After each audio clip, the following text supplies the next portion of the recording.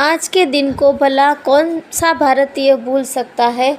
आज भगत सिंह, सुखदेव और राजगुरु की पुण्यतिथि है और यह उनके माता पिता हैं। आज उनको फांसी की सज़ा सुनाई गई थी। भारत के इतिहास में कोई भी यह चीज़ भूल नहीं सकता है।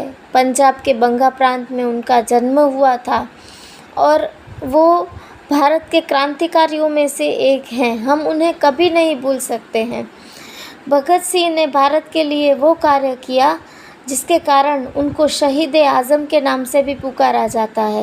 ये उनकी फ़ोटो है, ये उनके द्वारा उपयोग में ली हुई कमीज़ है। उसके बाद ये उनका घर है, ये उनके द्वारा उपयोग में लिए हुए जूते हैं, ये उनके बुआ है जिनके द्वारा उनको शिक्षा मिली, ये वह पेन है जिसके द्वारा चुकादा मिला, यह वह जगह है जहाँ पे सुखदेव, भगत सिंह और राजगुरु तीनों को फांसी की सज़ा सुनाई गई थी और लटका दिए गए थे। ये उनके द्वारा लिखी हुई चिट्ठी है। ये भगत सिंह की अंतिम तस्वीर है।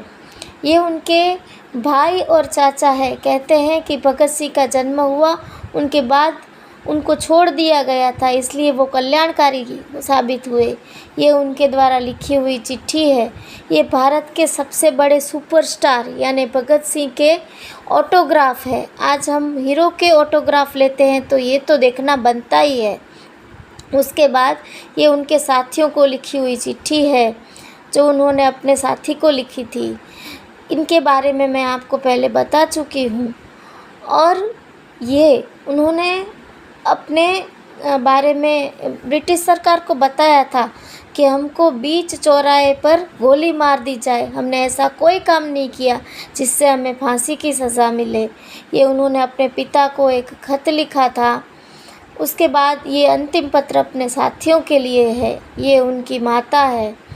उसके बाद ये है हमारे सुपरस्टार यानी कि सुखदेव थापर, जिन्होंने भगत सिंह के सहायक की भूमिका बहुत अच्छी तरीके से निभाई थी। उनको कैसे भूल सकते हैं। ये उनका घर है। ये उनकी अन्य एक फ़ोटो है जिसके द्वारा हम उन्हें जाने। ये एक पूरी टीम थी। ये भगत सिंह और सुखदेव की कॉलेज है जिसमें ये दोनों मिले थे। उसके बाद ये नारे लगाते हुए पूरी टीम, ये सुखदेव का अन्य एक फ़ोटो है। ये बटुकेश्वर दत्त के साथ ये हैं। उसके बाद ये उस टाइम के कुछ न्यूज़पेपर्स हैं जिसके बारे में भगत सिंह को बताया गया था। ये राजगुरु का घर है जिसके अंदर उन्होंने भगत सिंह को लिखा हुआ खत भी है। उनकी परम पुण्य मिट्टी, ये उनका अंतिम देह जहाँ पे उनको ऐसे ही अंतिम संस्कार कर दिया गया था, उसके बारे में उन्होंने जो नारे दिए हैं वो मैं बोलती हूँ। वे मुझे मार सकते हैं लेकिन वे मेरे विचारों को नहीं मार सकते। राख का हर एक कण मेरी गर्मी से गतिमान है। मैं एक ऐसा पागल हूँ जो जेल में भी आज़ाद हूँ। मैं जीवन में महत्वाकांक्षा, आशा और आकर्षण से भरा हुआ हूँ, लेकिन मैं ज़रूरत के समय सब कुछ त्याग सकता हूँ। सरफरोशी की तमन्ना अब हमारे दिल में है। देखना है जोर कितना बाजुए कातिल में है। बम और पिस्तौल से क्रांति नहीं आती। क्रांति की तलवार विचारों की शान पर तेज होती है। मुझे जेल भेज दो लेकिन मेरा दिमाग कैद नहीं किया जा सकता। ये है भगत सिंह के विचार।